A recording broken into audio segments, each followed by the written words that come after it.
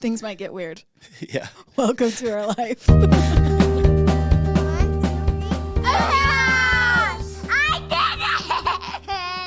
Some testing. All right, you ready?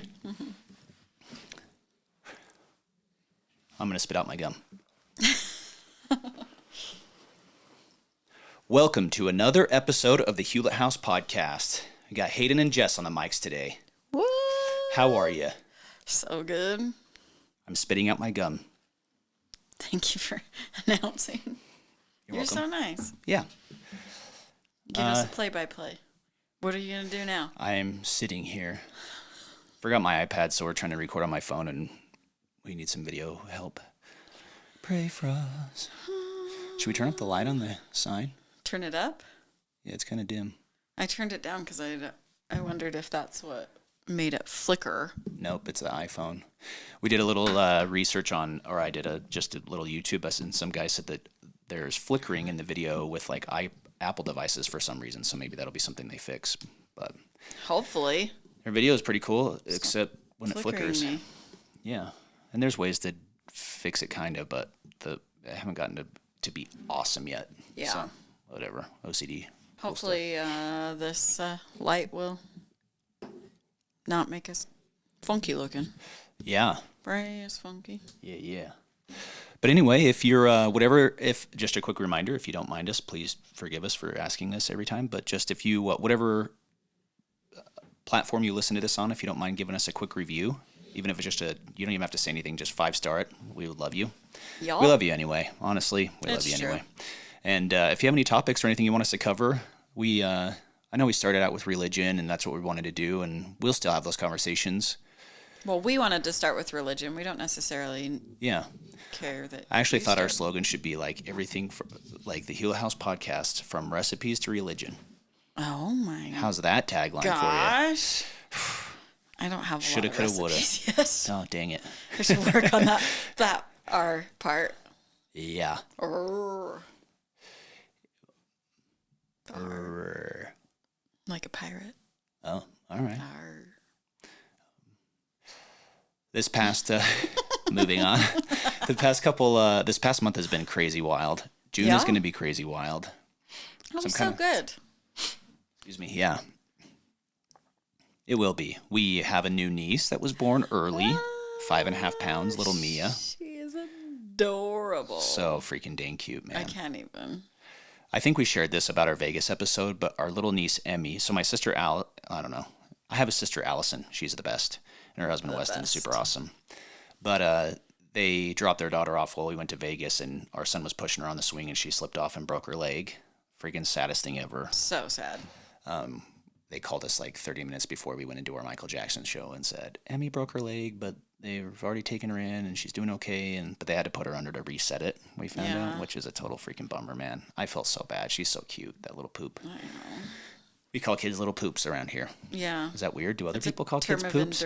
endearment. Is it That's just okay my because- family that says that? Maybe. Because I feel like that was always a thing, but then when I call them little poops. Emmy called me little poop as she went away. She did. Love you, Poopie. Emmy as did. She left the other day. She could be on a TV series for She's real. freaking hilarious. She's like next level freaking funny, dude. And my Allison's hilarious too. Yeah. She's totally Allison. Yeah, this little mini. We've talked about her a bunch. Anyway, she's doing better. We actually posted a couple pictures of her on our Instagram last night. I don't know if you saw those. Yeah, they're so cute. And then Allison. So what I felt even worse about is Emmy broke her leg, and Allison is like right there about ready to have another baby. Yeah. Which, anyway. I won't tell all their personal life. I promise. Not all of it.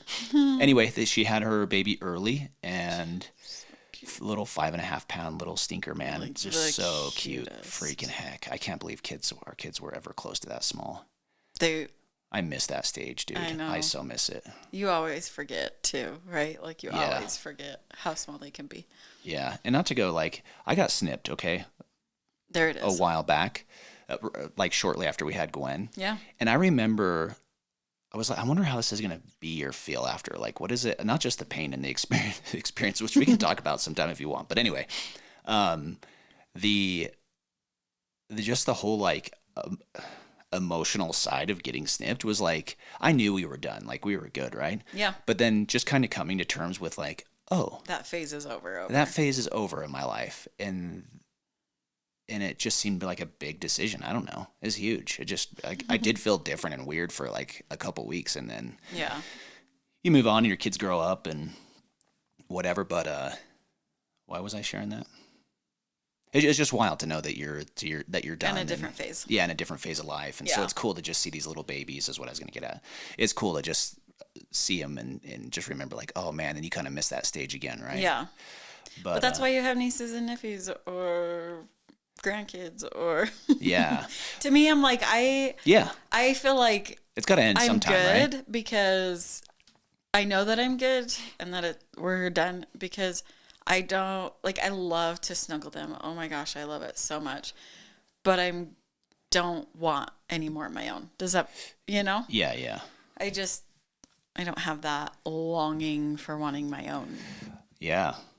I think, it's... When you see them. Yeah, you just enjoy someone told me this when we had Maddie, so I've tried to soak up every stage of each kid we've had, and I've missed it. I've missed out on a lot for travel and work and stuff, which it makes me feel bad too, but it doesn't mean we can't make up for or keep trying and be there more as we get older, and at least we learn from that, Yeah. And you got to do what you got to do sometimes, so it is what it is. Well, and there's beauty in every phase, right? Totally. So. And I think that's the trick, right? Is just enjoying, like someone told me, just like, dude, enjoy every little phase when they can't hold their head up to when they are older. Just enjoy it all. Just soak it all in. Don't hope for it to pass fast. We have potty trained. Everybody's potty trained. Yeah, I was just going to say that. Even no more diapers. That's kind of rad, Kind of sweet. Like the next phase is buckle yourself into the car, and after that it's make your own food. I know. Well, and Gwen can even make a lot of her own thing. Well, I shouldn't say make, but she can pour herself a bowl of cereal or get a granola bar and open it. Does she do a pretty good job pouring cereal? I mean, it's not foolproof, but she's done it before. Yeah. It's funny, man. Yeah. But it was cool that she's been in the NICU. They're hoping to take her home today, and just like these little feeding tubes, and you got to watch their oxygen, and so they're hoping that she's looking stronger and hoping to take her home today. But yeah, that was cool. Mm-hmm. I was gonna post a picture, but I can't post before they do, so we'll post it as soon as we can. We'll ask for permission before we post. Yeah, I almost posted the picture, and then you're like, you should probably ask her. I'm like, oh yeah, I don't think they posted anything. You went to go post it, and I knew that they hadn't posted anything yet. I was just a dumb guy sometimes. I'm sorry. I was like, oh, I'm going to post this picture of my little niece. And then you're like, I don't think they've posted anything. You may want to ask. So that's why you have wives, guys. Yep. Right. Keep you in check. Holy cow. And it would have been like a totally innocent mistake that I would have had to apologize for again. So. Just one of those we didn't think fully, Kind of like the other one we talked about a few weeks ago. Yeah. You just sometimes say stuff, Hayden, and then and don't realize that nobody knows that or whatever. Oh my gosh. But anyway. Yeah, so we got a new niece, and she's adorable. Yeah. And we're so glad she's here. I got emotional holding her. And Allie's like, don't start. And I'm like, I'm sorry. But we're just glad she's here. And, all of Maddie's music stuff is done too. Yes. And she's sick now. She's laying in bed this morning. It happens every year. She gets sick every year after big pushes like this of stress. Yeah. So, but she needs to get better because she's got finals and AP tests and stuff to do. So yeah, we're letting her sleep in right now, and hopefully I get frustrated. Better. We talk about this, but I try to be patient, but I just nag at her a little bit because I have to, because I'm your dad, Maddie. But let's see, 2 nights ago I told her, I said, you need to get some sleep, dude. And she's like, I literally don't have time. Like I'm doing homework. It has to get done. And I'm like, I get it, dude, but you got to just.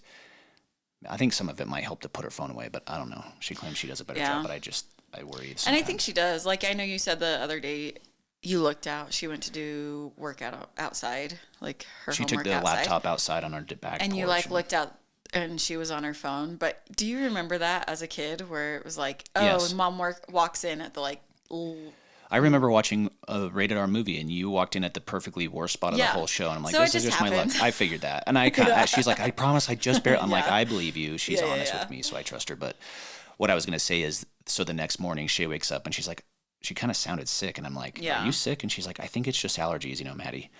And I said, well, I have Zyrtec in my glove box right there on the way to school. Yeah. And she grabs one out, the first one. This is exactly what I totally relate to this, because this is the kind of crap that happens to me when I'm like, when the morning starts out rough, it's just like little things will just start to piss you off a little bit and happen. And so then she grabs escalates. So she grabs a Zyrtec out, and I'm like, and of course I always have water in my car, always a water bottle. I just happened to not have a water bottle in there yesterday morning. And Taft, and she didn't have hers, so Taft had his water bottle. So she takes his water bottle and she grabs it. She goes to take the pill and it falls down, and she thinks it fell on the seat. I ended up finding it on her seat. Actually, oh, you thought it fell between the seats? She thought it fell between the seats. So I said, it's all good. Just grab another one out of there. So she grabs another one, goes to drink it. So she drops the pill first. Then she goes to drink it, and Taft's water bottle had a crack in the top that he didn't tell her about. Well, nobody and I think knew. right as she actually went to go drink it, I think he tried to say something. And water just sprayed all over her face. I'm sorry, Maddie. Water sprayed her in the face. She's like, Taft, your water bottle's broken. He's like, oh yeah, I forgot to tell you, or something. He was like trying to talk to her. And so she took the Zyrtec finally. And then I go to drop her off. She's like, can you drop me off a little closer? There's like this little road I'm pretty sure you're not supposed to drive on. But I drove her down to the building. They call it the Roost, those outside buildings from the school. Yeah. And I go to drop her off. We're late, of course.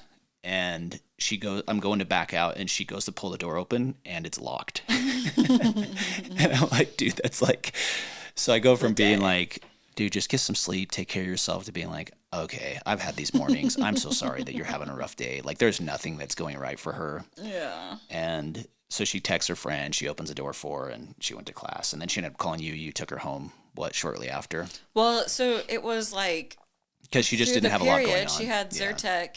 She was going through the period. Then she had like PE classes and whatever. So I think I think you made the right call, and that was before you knew that she had all those issues. But anyway. Yeah, but she told me she took the Zyrtec, and she's like, I still feel like crap, and we're not doing anything in the next few classes. Can I please come home and like sleep or do some homework, or at least like if I'm not, just at least not sit here, you know? And so I was like, yeah, I'll come grab you. I need to run to Costco anyway, so I'll grab you, let you sleep for a bit, and take you back in a couple hours to the classes that she needs to get to. And she's like, I still feel like crap. I took the Zyrtec. I'm like, okay, so that means it's not allergies, so you're probably sick, So and I'm fighting sniffles too right now. We're letting her sleep in so that she can hopefully get to it. Yeah. Anyway. Be able to push through this last month. But, okay, so yeah, so she finished her final performances. She has AP test going on next week. So, and then Jack is starting baseball this week. Yay. That's an update. Taft can't play tackle football this year, but Jack can. They said he's too young. Yeah. I thought they had younger ages, but is he going to be in third grade next year? Next year. Yeah, they said in third grade is when they start. He's going to be in third grade. I know. I said second going into third, or third going into fourth, and she said third going into fourth. Oh, okay.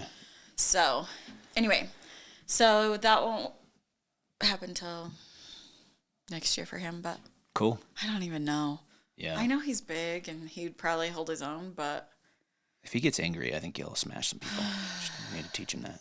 I need to figure out how to hone the anger issues, not. Yeah, and honestly, I think they're good. Jordan Peterson talks about that, right? Yeah, what? It's better to be a monster and learn how to control it than to be a sissy pants. Yeah. It's for men. Yeah, I think he gets mad, but I think he gets mad mainly because he is misunderstood. And even by me, to be honest with you. Yeah. So I try. There's also that other quote, it's better to be, you might have to Google it, but it's better to be a warrior in a garden than a gardener in a war, or something like that. Anyway, it's all guys are we're a mess. It's so funny. And I see it so clearly now as I get older. I'm like, holy crap, it's easier to start seeing the difference between men and women, I feel like. Even Aline we went to this little builder expo this week. And she's like, I totally work with a bunch of dudes. And I'm like, you totally do. It's so funny. From her perspective, it's her alone, this solo lady, Kurt's assistant, and then she just has to deal with our crap. But well, and it's different kind of crap. Girls are emotional, but guys yeah. I mean, you're emotional too, but it's different. Yeah. Right? Yeah. Anyway. All right. Funny. Well, speaking of Builders Conference, Yeah. we keep getting asked questions, you and me, and I'm not even in the real estate world, Yeah. but because you are, I keep getting asked questions about real estate and how it's going and what does it look like. So we Yeah. thought that maybe we would answer some of that stuff. And I think some of this is interesting, actually. I don't want to just sit on here and Yeah. talk about real estate. I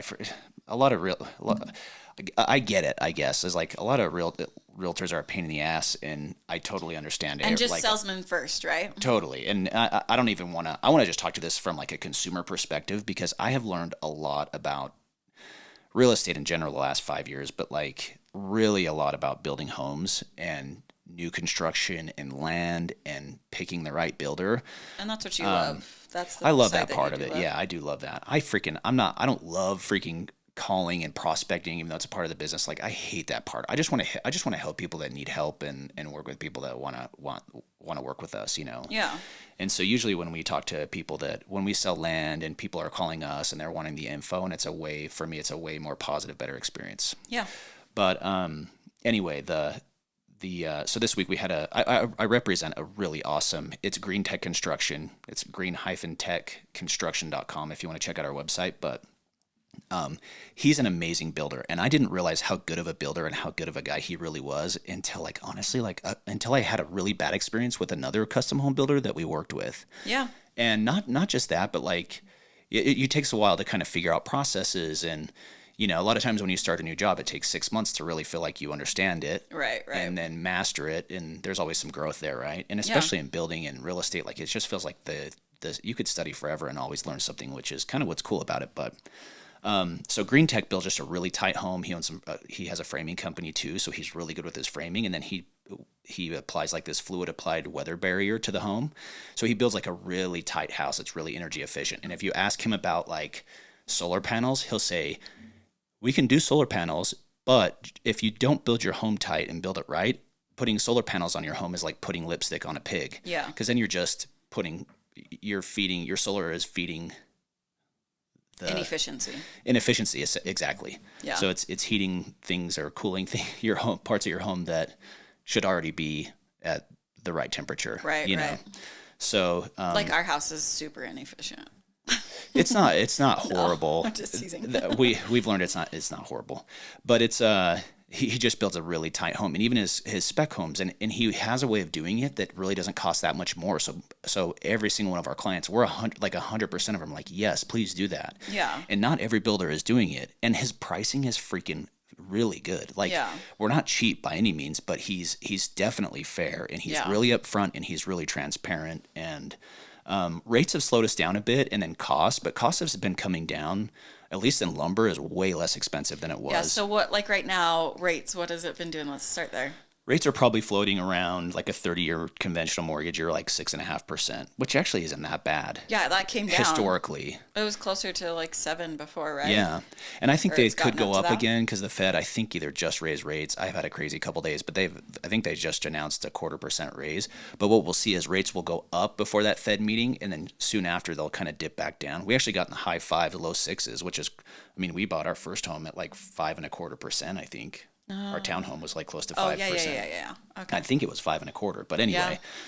And we thought we were good getting in at like 4.5 here, but then we've refied. Yeah, right now our rate's stupid good. Yeah, like a lot of people have equity, and I think that's kind of what's keeping the economy going. And you're seeing like a ton of people borrow against their homes, and people that have money right now don't have a problem building and aren't too worried about costs. And honestly, it's probably not a bad time to build if you can afford it. But also, like, and I'm trying to move fast here, but if you buy a lot, let's say it's $200,000, that should be 25 to 30% of your total budget. So if you spend, $200,000 on a lot, you should have close to an $800,000 budget. You can pull off a cheaper build, a less expensive home now. If you don't have CC&Rs and don't have to meet a certain square footage, you can cheat that a little bit.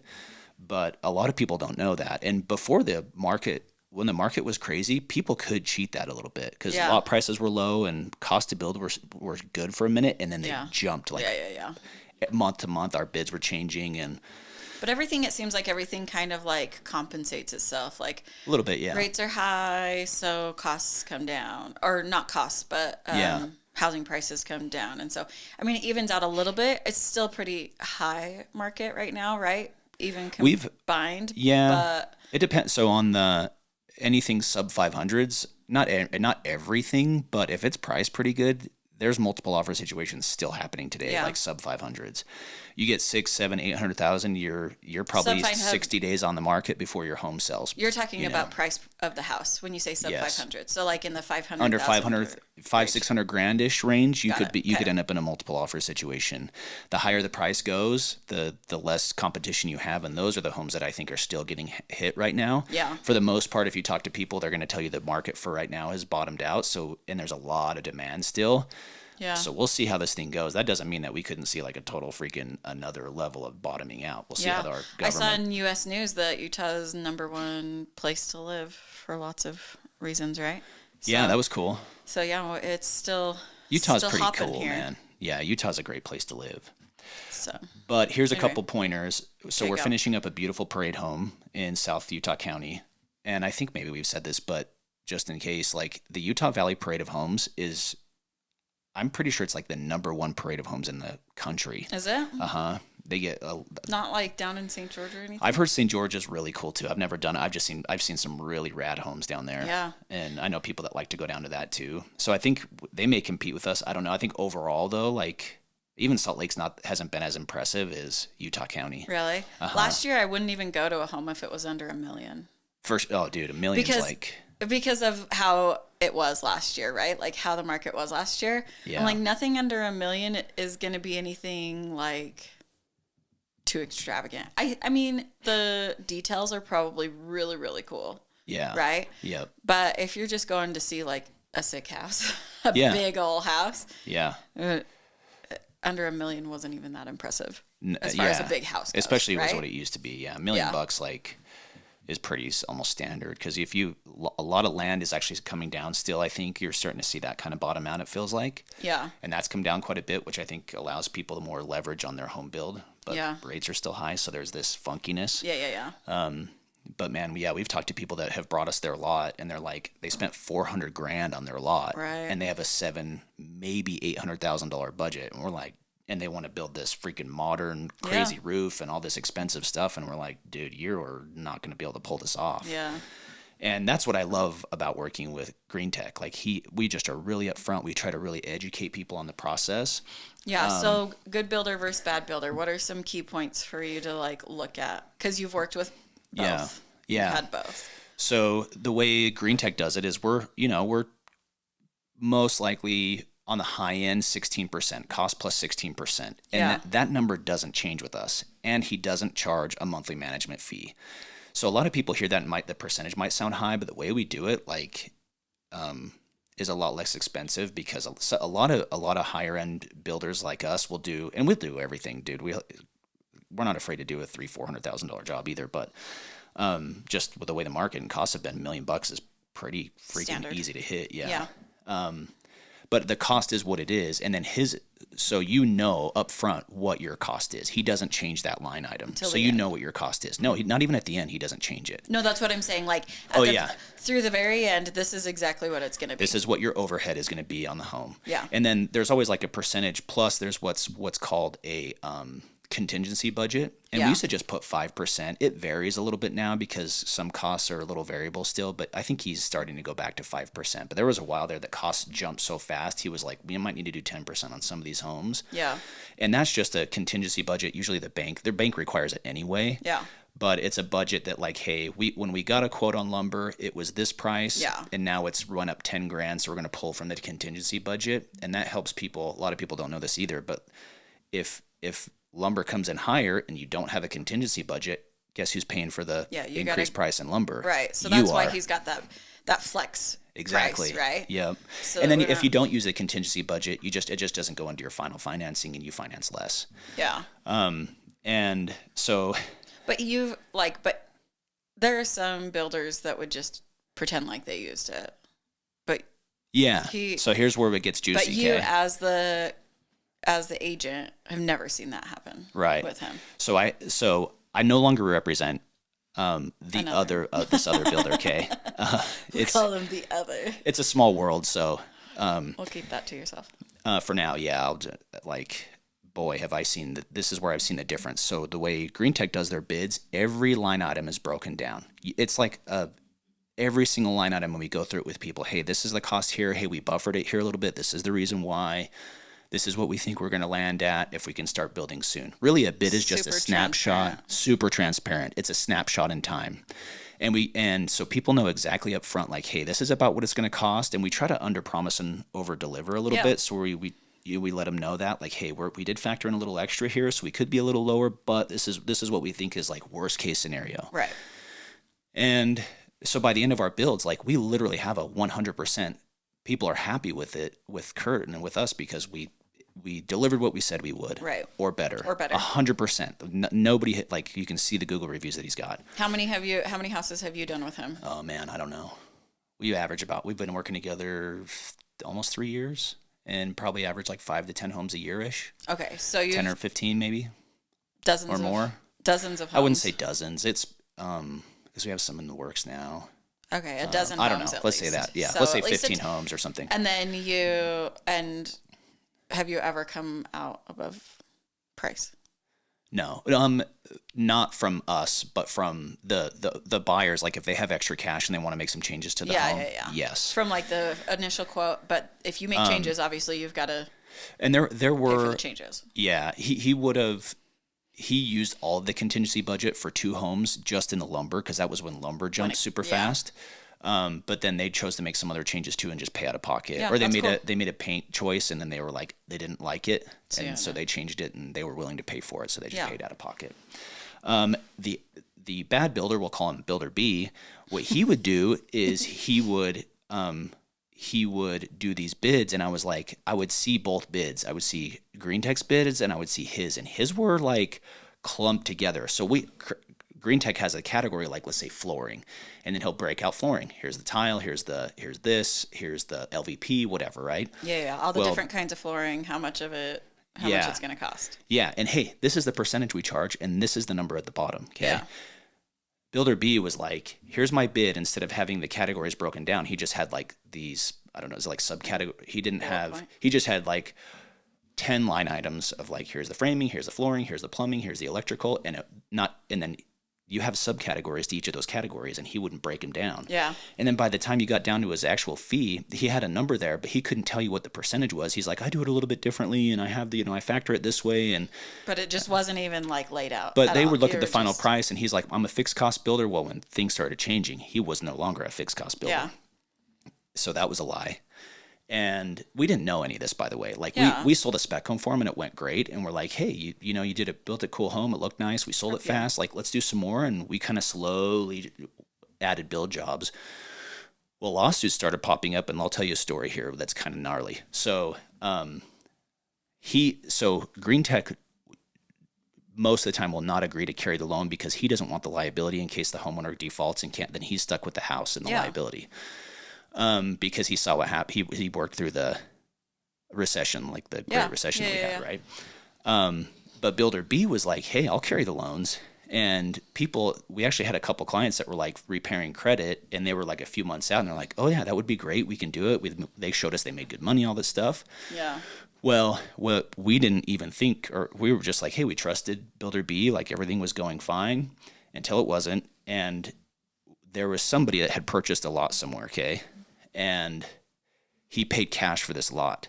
Well, if you pay cash for the lot, you can put that as your down payment as long as it covers 20% usually. So if you have $1 million budget and you spent $300,000 on your lot, the bank will say, oh yeah, put your lot up as collateral, we'll build the home, and that's your down payment. Right. So you don't have to come up with another 20% or whatever. Right.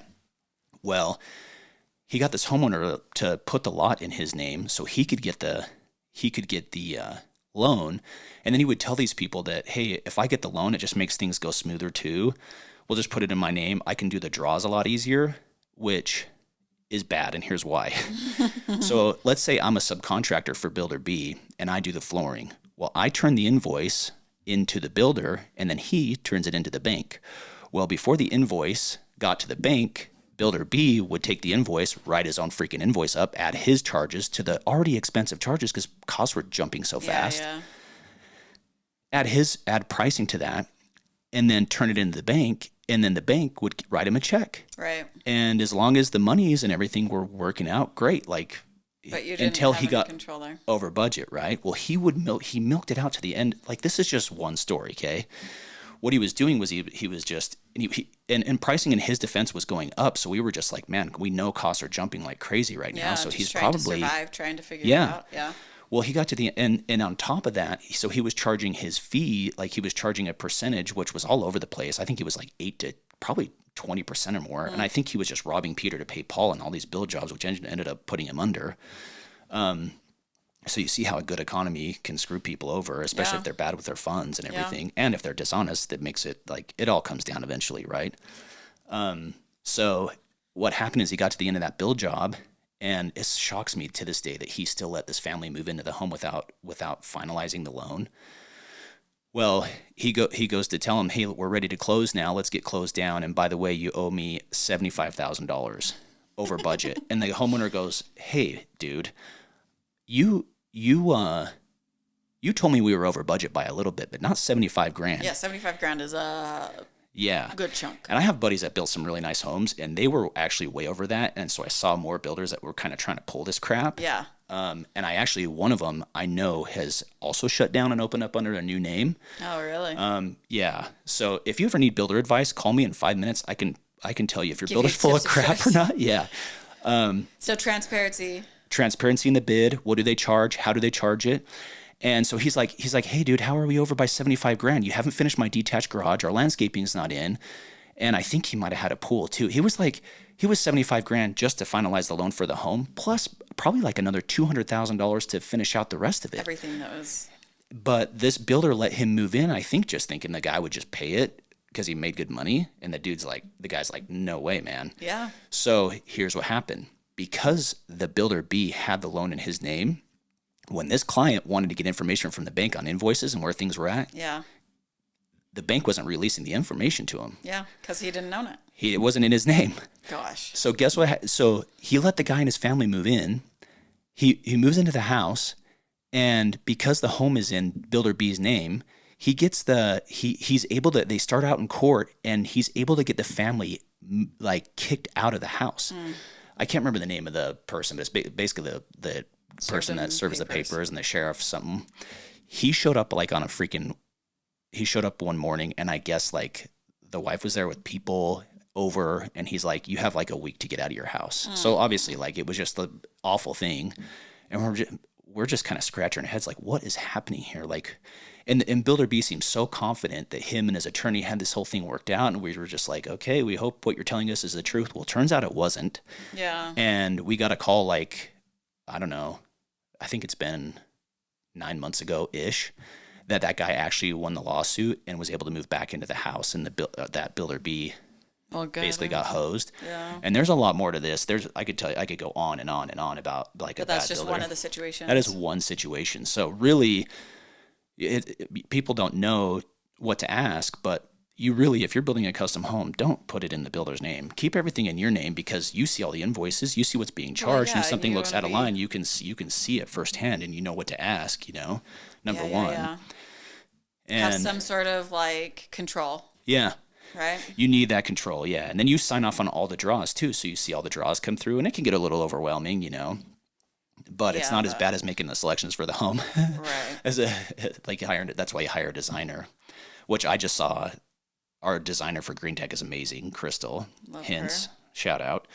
I think she saved them. Like she's saved them probably as much as she's charging them, which is what you want in a designer, someone that can help you and does the extra work to Well, and really you always told me as soon as you get an architect, that's when you want to get a designer too, right? About that same time. Yeah, really. My advice typically is if you have your lot, even as you're lot shopping, if you know you're going to build, start meeting with builders, interview them, see who you think is the best fit. And then have them, we charge like a $5,000 construction deposit, and that's it to work with people from the beginning of their design to the end. And we usually charge like $2,500 just to do the bid, because Kurt Green Tech does the bids right. He spends, it's 40 plus hours for him and his assistant to like get the bid done. And what's cool about him is that money goes hard right away. So we're, and it might be a little bit less, but $5,000 on the high end to help you work through your plans, design it right, cost effectively, energy efficiently. And then he can tell you, hey, you're going to be over budget unless we make A, B, and C changes. This will really help save cost. But he's open about that. He's going to tell you straight up, he's not going to come with the bill when you're going to move in of $75,000. Right. Yeah, exactly. So the way they break the bids down, the way they communicate, and the transparency and all that stuff is really important. But cool. Then he has to have the engineering to do the bid. So you get your lot. Design usually takes 3 to 4 months. We try not to rush people unless they need to move quick. We just want to make sure their design's good. Yeah. That can take 3 to 4 months. And then I've seen it happen faster, but then your engineering takes 2 to 3 weeks, and then it takes 2 to 3 weeks to get a bid. So from start to finish, if you've got your lot, you're probably 4 to 6 months. And then the build job, we really are doing it in like closer to 12 months from start to finish. Yeah. But the build, depending on the size of the home, can take, 9 to 12 months if it's a bigger home. Yeah. So we've talked about build, but what about like buying used? Would you, at this point, what's the market looking like? Is it better to buy? Honestly, yeah. That's why the new construction market's been hammered a little bit. So if you have the budget to go new construction and you can pull it off, you get what you want, right? You just you get what you pay for, kind of a thing. Existing homes are less expensive right now. They just are. That's what I'm wondering. Yeah. So it's more cost effective to right now buy existing. Mm-hmm. Yeah. Just because I mean it'll all catch up eventually, but like concrete's really expensive. Doors are expensive. Inflation is real. Like we're all feeling it. Yeah. And it's funny how like different things are expensive, right? Like lumber was like crazy, and now it's concrete and all that stuff. So yeah, it's interesting. Yeah, it's funny because we we've gone in and finished up bad builders work. Kurt has gotten calls to hey, we're halfway through this job and it's not gone well. Can you finish this up for us? And man, and some of them are messy. And I mean, we got screwed out of a bunch of money in commissions and everything with bad builder B, like we've been calling them. But these homeowners have had it way worse, and it's like, and then we look like douchebags too because we represent him, and I'm just like, man, anything we can do to make this right, like let us know. And there's been attorneys. My buddy that I was working with that builder, he called an attorney to get some info to see we started see if we get paid. And the first one he called, he said, "Oh, I'm already suing that guy. You got to call someone else." We're like, "Oh, damn it." Conflict of interest because he was already in a lawsuit with him. Yeah. From somebody else. Yeah. So lots of lawsuits. Poor guy. And like, man, poor guy. when people were overpaying and people had money, so I think he was doing a commercial job. I talked to one of his supers that had no idea even. He worked with them day to day and didn't know some of the stuff that was going on. Yeah. Well, he got screwed by him, and his mom kind of came in and saved him on a deal that he did with that builder. His buddy, like his friend, screwed him, or was going to. And his mom luckily saved him. And then we found out he had taken money for a build job we weren't even involved in. I think some commercial thing. He did some framing too, and took like $600,000 from these people. Jeez. 400. Well, they paid him the $600,000 and say, hey, 400 of that's lumber, 200,000 goes to you. And I think he way overcharged him, and they knew it, but they were just desperate to have the job done. Get it done. Well, he allegedly took 300,000 and paid the $300,000 of the lumber and kept the other 300. So the dude should go to jail. I hope there's something like pay the money or whatever, man. Like I can't even imagine. Karma's real. Yeah. And that's what we try to live by. But anyway, I could go on and on. Man, There's probably more I can share in another year or two. That he felt like he needed to do that, I know. I actually do know. I could tell you, but we're gonna for it's a small world, so it's just too. Again, I'm scratching the freaking surface with that, but who you hire matters, man. And there really are really great builders out there that do a really great job. And if you have questions, I'm happy to answer them. But it's mostly just like, hey, now you know. Yeah. If you know somebody going to build a home, share this with them, or have them call me, and in 5-10 minutes I can walk them through a couple things. I could even sit in on a meeting, and just say, yeah, it probably seems like a good I think he's got his stuff together, you know. Yeah, yeah. But cool. Well, yeah. thanks for sharing your knowledge with us, babe. Crazy, right? Yeah. Is that TMI? Not to me. All right. I didn't name names. I could. Yeah. Pull out your pitchforks. No, we won't do that. Yeah, no, it's more just to kind of like, honestly, I'm kind of moving on. Whatever, it is what it is. But I'm just like, if we can help people, totally, yeah. Be aware. And if it's not a big build job, like don't pay a percentage and pay $5,000 a month to a builder because he's got overhead that or people managing the job. Like they call it a management fee, and it's bull crap, dude. It is bull crap. Yeah. So you almost pay double what you should when you add that in. Now, if it's like a $2-3 million job and it's big and that builder does like, then Green Tech might say, hey, this is a bigger job. I do need to bring in some more manpower. This is what we'll charge. But it would be, I'm telling you, far more reasonable than some of the fees I've seen out there. Yeah, because can you imagine like what happens if your house is taking a significant amount longer to do? Well, that's having the thing. The fix would be a better, because again, like to me, I would rather know up front what I'm paying. This is a personal preference. Well, the only thing that doesn't change is his builder fee. His builder fee said this does not change. So this is, my fee isn't changing, so you don't have to question that. Now, these line items could change, and if they go up or down, I'm not taking less of a commission or more. This is what I'm getting paid to build your home. Yeah. Just know that this bid is a snapshot in time, and in 3 months, pricing changes. Not in my work or my fee for me. Yeah. His stays the same. And he's cost plus because costs do change. So he just says, my builder fee is fixed. Like, this is the amount. This is our percentage. And it's really clear, like, what it is. And then every line item is broken down. And he just says, hey, I buffered this because maybe electrical is going up, or this is actually going to cost less. So the bid, and usually like that initial bid that we do for people is higher than what they want to spend. But it's because we try to get all their selections up front.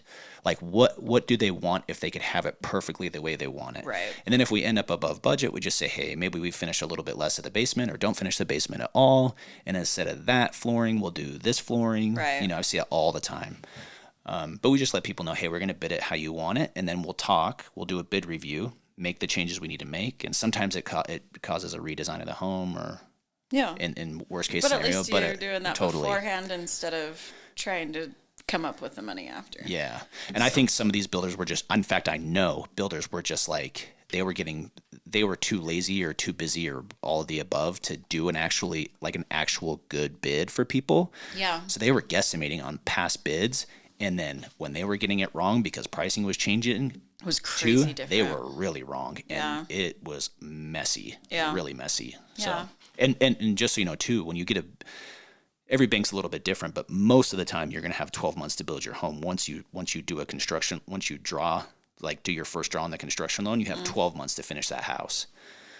Maybe longer if you need it, but those extensions cost money. Yeah. Usually you might get a free extension here or there, but then each month you're going to pay a lot of interest. And the way they work is they're interest only. So usually, you make a payment every month as your home is being built. But it's mainly just the fee.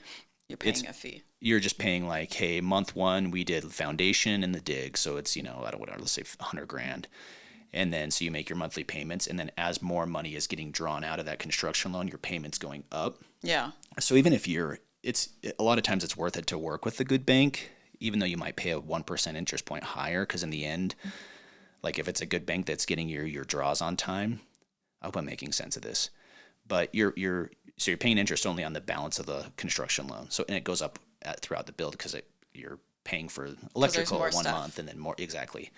But what was I saying?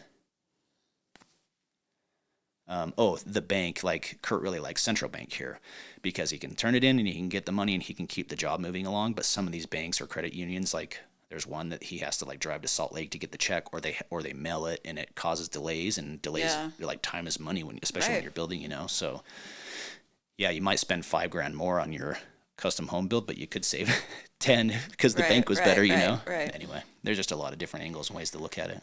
And a good designer, if you don't have a budget for a designer, try to have one and just say, hey, I've got $5,000 and I need help here, here, and here. Can you do it? Yeah. But yeah, even just on certain. If you can just identify where you need the help, how much would this cost? Cool. Cool. Well, thanks, babe. There's probably more that I'm missing, but hopefully that. You can ask questions if there's more you have questions about. Feel free to ask us. Feel free. Just actually ask Hayden. We're professionals. Don't ask me. I don't know anything. Yeah. I feel bad because people ask and I'm like, I don't know. They always just tell me we don't have a crystal ball as to where things are going. Yeah. But this is where it's at now, you know. Yeah. Do we think that It's rates so are hard going to to go down? Pricing going to go down anytime soon? And like, that's the answer I get from you and multiple other people. I hear them say it. A lot of people think hopefully rates are getting close to stopping at the increases that we've been having over the past year. Yeah. And next year is an election year. So I think a lot of people are hopeful that by the end of this year or this time next year, we'll be in the 5% range. We're hoping. So we'll see if that happens. Maybe it'll happen sooner. But you just don't, like, you don't know. You can't know. Right. There's I mean, freaking we're at we are really overspending. If you guys want to follow somebody that actually has a pretty level head about all this and that's not really conspiratorial or any crazy, Ray Dalio is I think a really good temperature gauge on cycles. He's a billionaire hedge fund guy and I think I've talked about him before, but he's, you know, I laugh a lot of these comedians are people that we joke about stuff, and I think there is some awesome Truth conspiracy. Maybe we can do an episode on conspiracy theories. Oh boy. I said rabbit hole. Yeah. But anyway, he has a really good he has those books like Principles, the change of the world order, how empires, like the cycle of empires, and he has like I think I've shared that 40-minute like a YouTube video that's really worth listening to if you're curious about kind of how empires cycle and that. Yeah, let's tag him in the show notes. So all right. Anyway, Kay, love you. Love you most.